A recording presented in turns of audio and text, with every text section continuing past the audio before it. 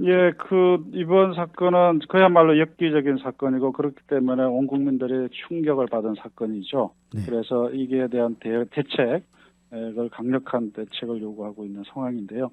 뭐 핵심적으로 내용을 보면은 결국 네. 아동을 성착취자로 다뤘다는 문제가 하나 있고 또 하나는 26만 명이라는 회원이 들어가 가지고 그것을 즐겼다라는 문제가 있고 네. 또 하나는 이것을 관리해야 되는 플랫폼 사업자들의 문제가 있는 것 같아요. 이런 문제들이 있는데 결국은 저희도 우리나라 같은 경우는 이 촬영하고 유포하는 이 사람들에 대한 그 법적인 그 처벌 기준은 어느 정도 갖춰져 있는데 재판 과정에서 너무 관대하게 처벌을 하고 있죠. 네. 그래서 뭐 미국이나 영국 같은 경우에는 뭐 20년 뭐 이렇게 판결을 하는 경우도 있고 그런데 우리는 어떤 경우는 오늘 발표한 거에 의하면은 선고 유예를 하는 솜방망이 처벌을 한 게 오늘 기사도 있었어요. 네네. 이걸 봤을 때 촬영하고 유포한 사람들에 대해서는 아주 하여튼 이 처벌을 강화해야 되는 네. 그런 과제가 있는 것 같고 특별히 이제 소지하고 있는 사람들 이런 사람들에 대해서 처벌 규정을 지금 아동에 대한 동영상을 가지고 있는 거에는 처벌 규정이 있습니다만은 여성에 대한 성인 여성에 대한 소유자에 대한 처벌 네. 규정은 없어요. 예를 들면은 네네. 그래서 여기도 이제 처벌 규정을 좀 더 강화할 필요가 있고 특히 플랫폼 사업자들에 대한 책임 의무 요거를 더 강하게 부과해야 된다. 저는 그렇게 생각합니다. 제가 5년간 국회 법사위에서 의정활동했는데요. 국회 법사위가 법조인들 중심으로 구성이 되어 있었습니다. 근데 네. 제가 보니까 이것이 좀 비법조인들이 밸런스를 맞출 필요가 있겠다라는 생각을 가진 것이 네. 너무나 이 법률적 체계, 형법적 체계에만 얽매여 있어서 국민의 법 감정을 따라가기가 좀 어려워요. 그래서 저는 20대 국회에서 이미 그루밍 성범죄 관련 법을 제가 대표 발의해서 제출해 놓은 바가 있고요. 2018년도에. 네. 그래서 마찬가지로 이번 국회에 그것이 통과가 안 되면 특수관계 미성년자의 성관계 강간죄 적용하는 그루밍 성범죄 법을 다시금 제출해서 꼭 통과시키고자 하는 생각이 있고요. 이 N번방 관련해서는 이 네네. 불법 영상물에 대한 소비자도 강력한 처벌이 필요하다고 생각합니다. 그리고 지금 많은 국민들이 제게도 문자 폭탄을 지금 보내고 있는데 네네. 그 신상 공개에 관련한 부분도 좀 엄격하게 할 필요가 있다. 지금 문자 알림 서비스를 도입하거나 저 성범죄자에 대해서요. 네. 또 신상 정보를 공개하거나 이런 것들을 좀 제도할 필요가 있을 것 같고요.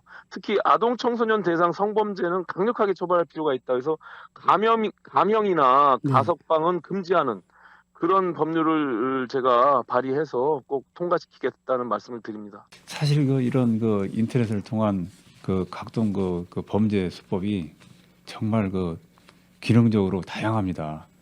그래서 이것은 어떤 제도 장치 미흡이라든지 운용 미숙도 있는데 이런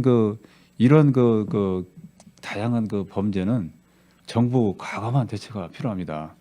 그래서 이 N번방 사건 같은 경우는 또 기능적으로 어떤 수법이 기술적으로 네. 어떤 변형 카메라라든지 이런 몰카지 있지 않습니까? 네네. 그런 거에 대한 그게 아마 되게 국산보다는 수입이 많은가 봐요.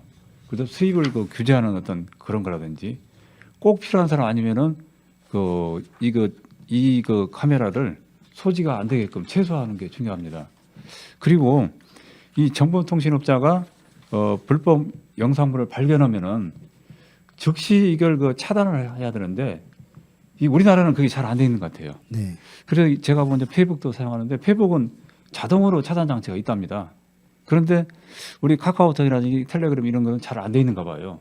그래서 이게 이 포털 사업자는 어떤 이러한 차단 의무를 명시해 가지고 이런 일이 발생하지 않도록 하는 게 좋고 그다음 이런 상황이 날 때마다 일어나는 것은 공직자가만 있어요. 그래서 이런 공직자들은 반드시 무관용 원칙을 적용해 가지고 네. 아예 그냥 공직에 발을 들여놓을 수 없도록 하는 것이 굉장히 중요할 것 같습니다. 실질적으로 이런 사례가 있을 때마다 공직자가 있거든요. 네. 그리고 그 다음에 근본 대책으로는 어떤 디지털 그 성범죄 피해자에 대한 보호 지원을 강화하고 네네. 그다음에 그 성범죄 예방 교육이 아주 절실히 필요하다고 생각합니다. 사실 저도 지금 바쁜 와중에 이 사건에 대해서 얘기를 듣고 적지 않게 당황을 많이 했습니다. 우리나라가 이 정도까지였나? 라는 생각을 좀 하면서 사실 그리고 이런 폭력적인 상황이나 이제 범죄라고 할 정도로 제가 봤을 땐 갈등이 조금 있는 게 아닌가, 나라에. 그런 생각이 좀 들었습니다. 이게 갈등이 그냥 한쪽으로만 있는 게 아니라 결국 양쪽으로 다 있다고 생각을 하고요. 이건 범죄니까, 어쨌든 네. 성범죄이니까 네네. 이 부분에 대한 건 강력한 처벌이 필요하다고 생각을 합니다. 여튼 뭐 기사를 이렇게 보는 것조차도 사실 좀 쉽지 않은 그런 정도의 내용이고 굉장히 충격 그리고 분노 이런 걸 주고 있는 건 사실인데요. 저는 이제 여성단체에서 쭉 오랫동안 있으면서 이렇게 표현을 하면 그렇지만 어쨌든 저는 터질 게 터졌다 이렇게 네. 생각이 듭니다. 왜냐하면 솜방망이 처벌 이게 이제 가장 문제이고 이것을 심각하다라고 인식하는 정치인들 혹은 이렇게 법원에서도 이걸 심각하게 보고 있지 않은 인식에 대한 문제도 저는 좀 마찬가지 문제라고 생각이 듭니다. 네. 이미 뭐 해화동 시위에서도 그랬고 여성계에서도 그렇고 이 디지털 성범죄 문제 관련해서는 피해 당사자는 정말 자살을 할 만큼 너무나 고통스러워하고 있고 이에 대한 처벌을 강력하게 요구하고 있고 그것이 해화동 시위로도 결국 모여졌었는데요. 그런데도 불구하고 이제 이번 국회에서 법사위에서 다뤄졌었잖아요. 근데 그렇게 네. 법사위에 다뤄졌었음에도 불구하고 제재가 안 됐죠. 정확하게 안 됐고. 그래서 그런 문제를 결국 국회에서도 키운 거 아니냐. 저는 좀 이런 생각이 들고 이것을 제대로 처벌하지 않는 그리고 그 법을 강화하지 않는 국회도 배우다 이런 생각이 좀 든 것 같습니다. 그래서 민중당에서는 현재 정당 연설회도 하고 있고 이에 대한 네. 기자회견도 하고 있고 그리고 뭐 본 사람도 배우다, 공범자다 이렇게 해서 전국적으로 1인 시위도 하고 있습니다.